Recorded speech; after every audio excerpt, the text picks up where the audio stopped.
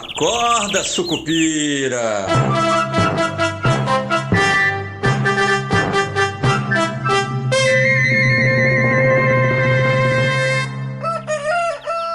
Bom dia, pessoal, sejam todos muito bem-vindos, sejam todas muito bem-vindas. Esse é o nosso Acorda Sucupira, eu sou Rodrigo Oliveira.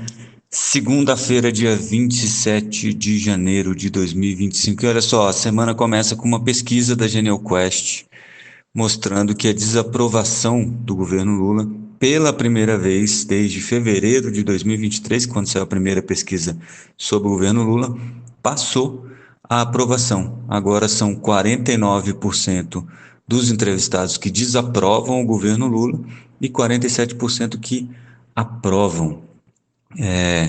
E pior, né? Não só esse resultado atrapalha bastante, né, o que o governo, né, almeja como popularidade, mas ele perdeu mais espaço no Nordeste.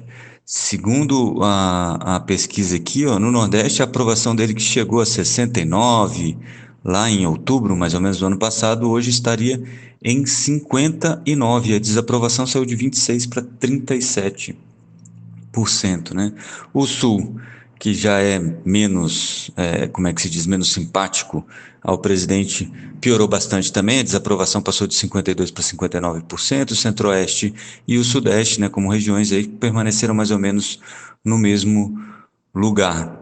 E além de ter piorado mais no Nordeste, também piorou mais a desaprovação, ou a aprovação caiu mais entre aqueles trabalhadores com menor renda, né? Então, até 2 salários mínimos, a aprovação caiu de 63 para 56 e a desaprovação subiu de 34 para 39%. Acima desse número, entre 2 e 5, a desaprovação também piora. 2 a 5 salários mínimos, sai de 50 para 54 e de 48 para 43 a aprovação, né? E acima de 5 salários mínimos permanece mais ou menos no mesmo lugar. E aí aquele negócio, né? Perder popularidade, perder aprovação entre o Nordeste e a camada mais baixa é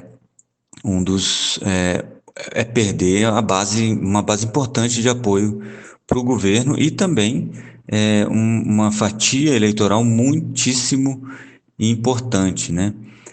Tem uma outra informação nessa pesquisa que é muito legal, deixa eu só achar aqui rapidinho, que é sobre a economia, né? E aí a desaprovação a sensação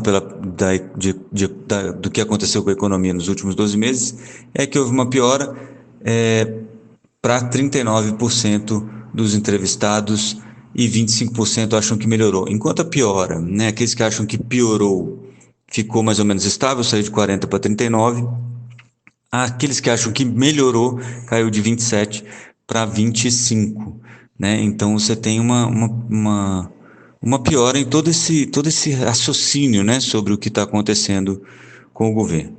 Bom, então começa com isso numa semana que tem decisão do Copom e decisão do Fed na quarta-feira, né? A famosa super quarta, então, de definição aí dos juros. Já vou falar disso, mas eu quero dar um aviso antes, fazer um merchan aqui rapidinho. Na semana que vem, então, primeira semana de fevereiro, a gente vai a gente vai começar com as lives do Esquina Sucupira. Não serão todos os dias da semana, estou definindo quais serão os dias e vamos intercalar com este podcast. Se você quer acompanhar a live também, a live deve ser um pouco mais longa, obviamente, mas ela tem a vantagem de poder mostrar algumas imagens, gráficos, etc. e tal, e a gente conseguir entender melhor um pouco mais do que eu falo aqui nesse podcast, no Acorda Sucupira.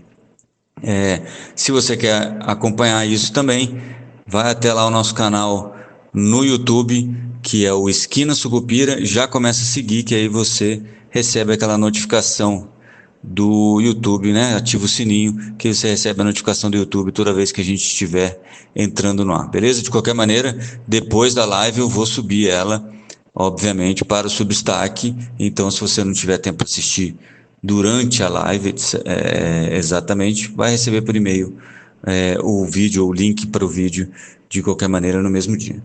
tá bom?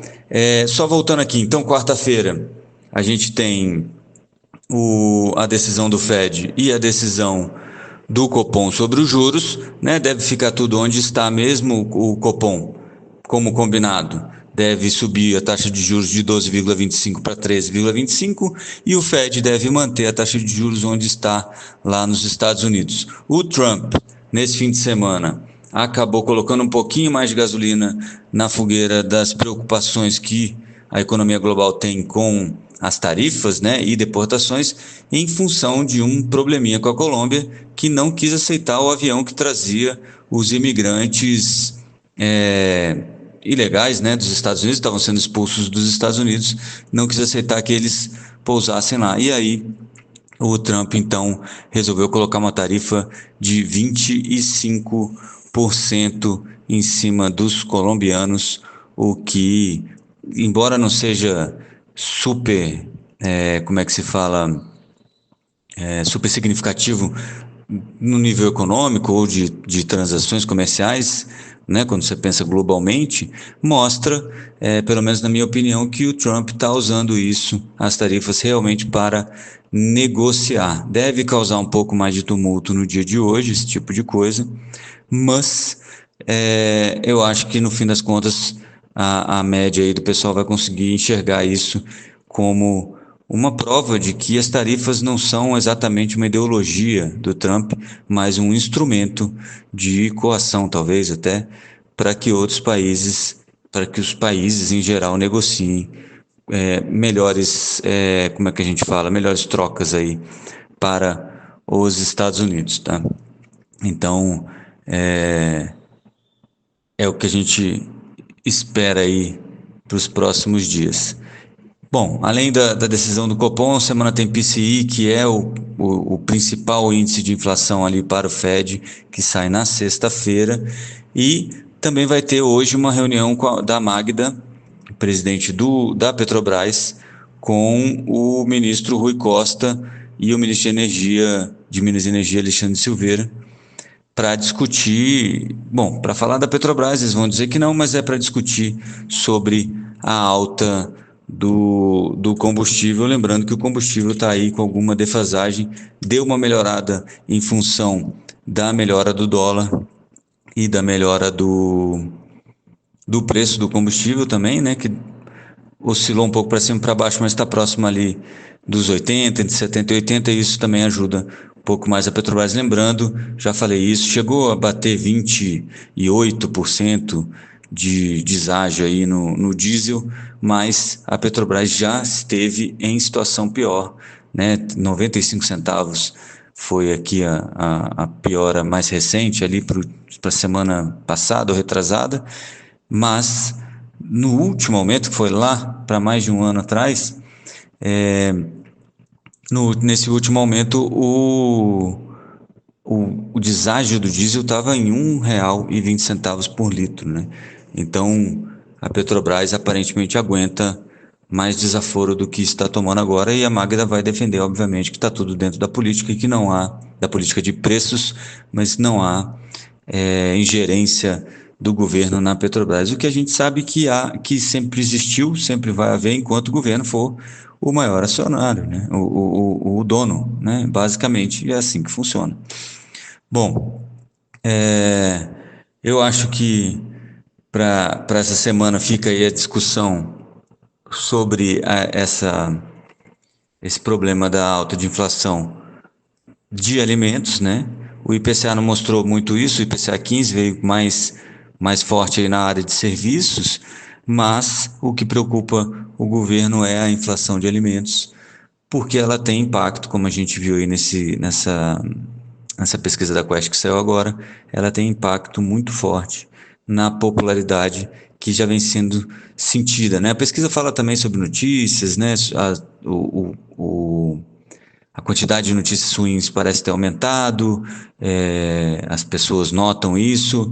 Entre os itens que mais causaram aí, chamaram a atenção, tá aquele monitoramento do Pix, que pegou muito mal. Depois teve aquele vídeo do Nicolas, né, do deputado federal Nicolas, que viralizou e teve muita visualização, e isso obviamente acabou impactando também. Mas o que impacta mesmo a vida das pessoas é você ir ao supermercado e notar que aqueles R$ 100 que você enchia a cestinha, agora não enche nem a cestinha do supermercado. Então a gente tem este probleminha por aí, fora as ideias malfadadas, né? De vamos cortar tributos sobre importação, já falei sobre isso, que é praticamente inócuo, e também falas desencontradas dos ministros, como foi aquela da laranja, né, na sexta-feira, dizendo que a laranja está cara, então a gente devia pensar em outra fruta, né? Como diria Zeca Pagodinho, até brinquei com isso no meu Twitter, né, no X, sobrou para mim o bagaço da laranja, né? E olhe lá, né? Mas é isso, eu vou ficando por aqui. Amanhã a gente se fala. Bons negócios a todos nessa segunda-feira. E avante, Sucupira. Acorda, Sucupira!